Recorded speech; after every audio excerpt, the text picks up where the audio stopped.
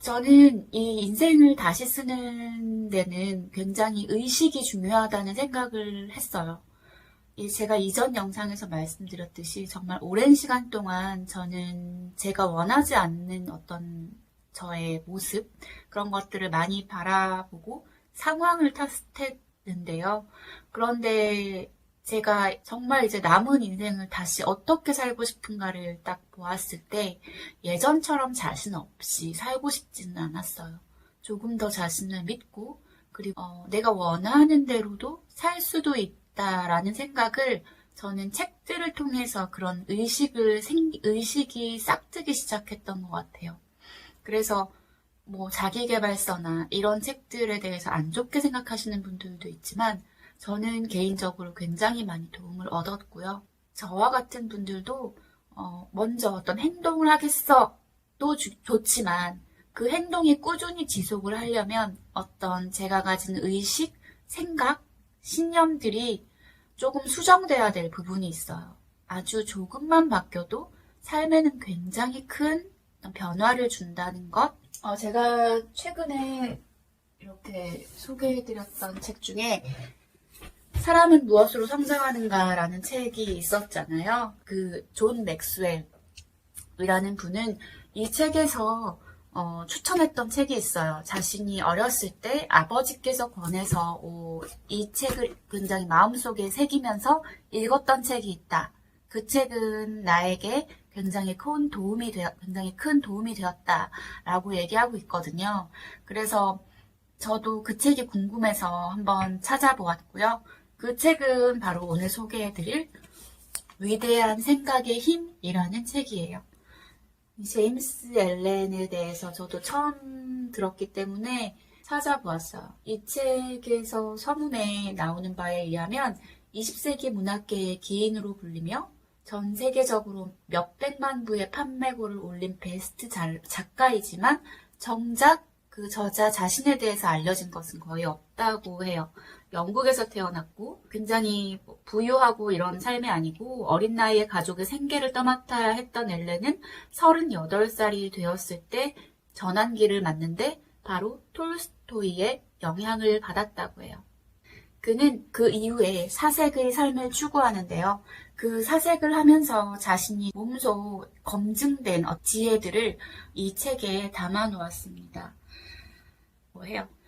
그런데 10년 동안 그렇게 정말 작품 19권의 책을 썼다고 해요. 그 짧은 시기 동안 꼭 할 말이 있을 때만 글을 썼다고 하는데요. 그런데 48세에 죽음을 맞이하게 됩니다. 지금 이 책이 지어진 지 오랜 시간이 지났는데도 여전히 이 책은 많은 어떤 성공한 사람들의 자기계발서, 중요한 힘이 되었던 책으로서 알려지고 있습니다. 저 또한 이 책을 읽으면서 와닿는 부분이 정말 많았기 때문에 여러분들에게 꼭 소개를 해드리고 싶습니다. 그러면 제가 제 방식대로 조금 정리한 것을 읽어드리도록 할게요. 위대한 생각의 힘. 제임스 앨런 지음, 임지한 옮김, 문예출판사. 152페이지. 내 모습대로 남을 본다. 우리는 사건과 사물에 자신의 생각대로 옷을 입히는 것처럼 우리는 다른 사람의 영혼에 우리 생각의 옷을 입힌다. 의심이 많은 사람은 모든 사람을 의심한다. 거짓말쟁이는 이 세상에 정직한 사람이 존재한다는 사실을 믿을 정도로 자신이 바보가 아닌 것에 안도한다. 질투심이 많은 사람은 모든 영혼에서 질투심을 본다. 인색한 사람은 모든 사람이 자기 돈을 빼앗으려 한다고 생각한다. 돈을 벌기 위해 양심을 희생한 사람은 이 세상은 양심 없는 사람들 뿐이라서 모두 자기 돈을 훔쳐가려 한다는 망상에 빠져 베개 밑에 권총을 놓고 잔다. 관능적인 쾌락에 빠진 사람은 성인을 위선자라고 생각한다. 한편 애정이 가득한 생각을 하는 사람들은 모든 사람들에게서 사랑과 연민을 끌어낸다. 남을 믿는 정직한 사람은 의심에 시달리지 않는다. 심성이 선하고 자비로운 사람은 다른 사람의 행운을 함께 기뻐하며 질투가 무엇인지도 모른다. 그리고 자신 안에 있는 신성함을 깨달은 사람은 야수를 비롯한 모든 존재에게서 신성함을 발견한다. 사람이 가진 정신적 관점이 더욱 확고해지는 것은 인과 법칙에 의해 자신이 원하는 것을 끌어당기고 자신과 비슷한 사람과 어울리게 되기 때문이다. 새는 같은 종류끼리 무리를 짓는다라는 속담은 흔히 통용되는 의미보다 더 깊은 중요성을 지닌다. 물질의 세계와 마찬가지로 생각의 세계에서도 동류는 동류를 부르기 때문이다. 친절을 원한다면 친절을 베풀어라. 진실을 원한다면 진실한 사람이 되어라. 남에게 베푼 것은 자신에게 돌아온다.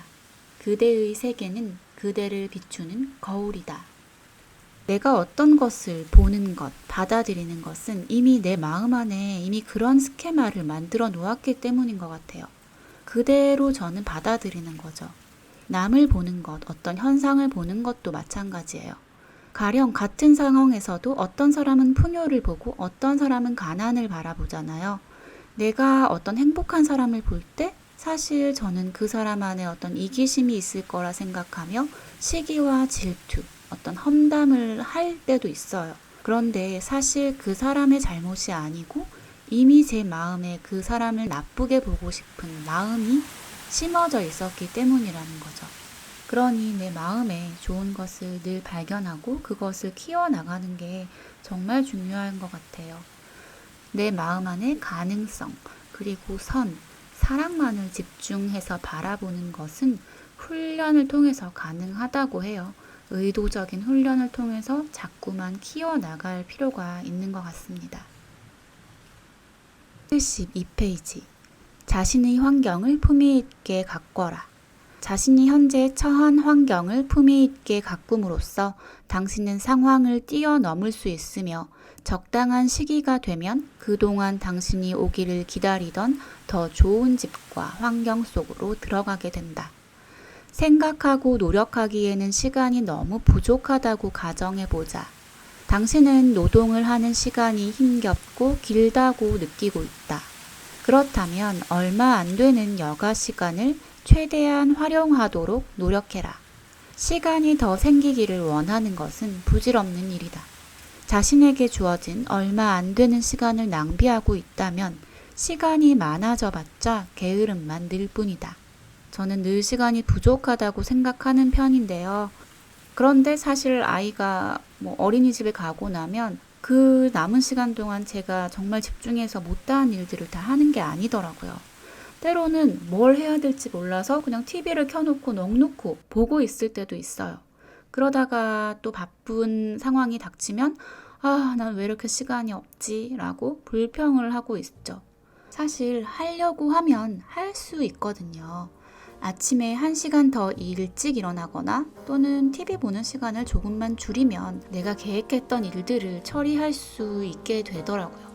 너무 많이 욕심 부리지 말고 짜투리 시간을 조금씩 활용해 볼 필요가 있는 것 같아요. 76페이지. 자기 자신의 노예가 되지 마라. 자신이 노예라고 해서 불평을 늘어놓지 말고 품위 있는 품행으로 자신을 바로 세워 노예의 수준에서 벗어나라. 엄중한 시선으로 자신의 내부를 찬찬히 살펴보자. 아마 그 안에서 비굴한 생각과 비굴한 욕망을 발견할 수 있을 것이다. 그리고 당신의 행동 속에는 비굴한 습관이 자리 잡고 있을 것이다. 이것들을 극복하여 자기 자신의 노예가 되지 않는다면 그 누구도 당신을 노예로 부릴 수 없다. 자기 자신을 극복하고 모든 적대적인 상황을 초월하면 모든 어려움은 당신 앞에 무릎을 꿇는다. 가변적이고 개인적인 영역에서 벗어나 영원하고 개인을 초월한 경지로 들어서라.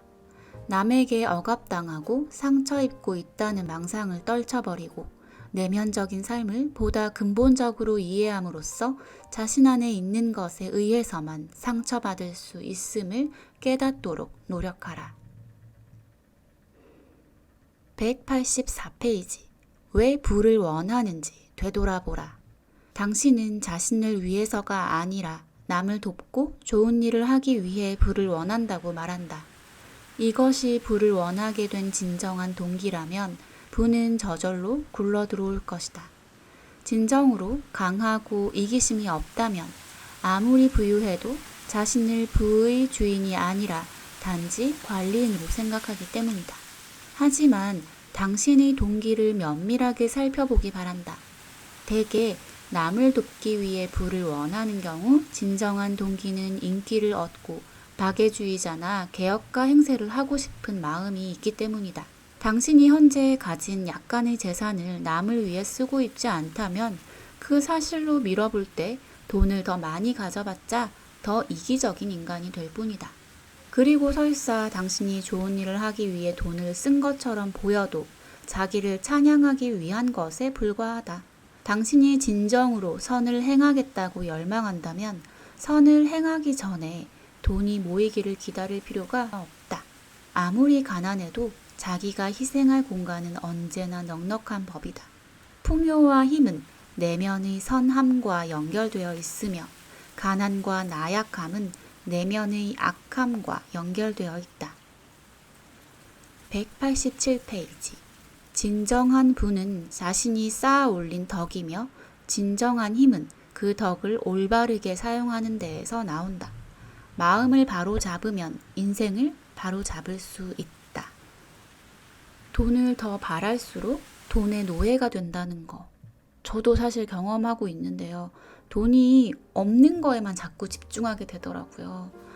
나 사실 돈을 많이 벌면 난 정말 좋은 일을 할 거야 라고 생각하지만, 또는 내가 정말 유명해지면 난 그것으로 정말 좋은 일들을 많이 할 거야 라고 생각하지만, 진정 내 마음에 남을 위한 어떤 선이 있다면 사실 지나가는 길에 어떤 불쌍한 사람을 보면 제가 가진 어떤 돈들 또는 시간들을 나눌 수도 있는 거잖아요.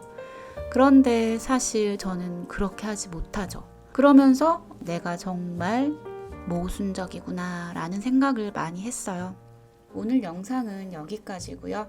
책의 뒷부분에 나오는 진정한 힘의 비밀에 관한 부분에 대해서 다음 영상에서 계속하도록 할게요. 끝까지 들어주셔서 감사합니다.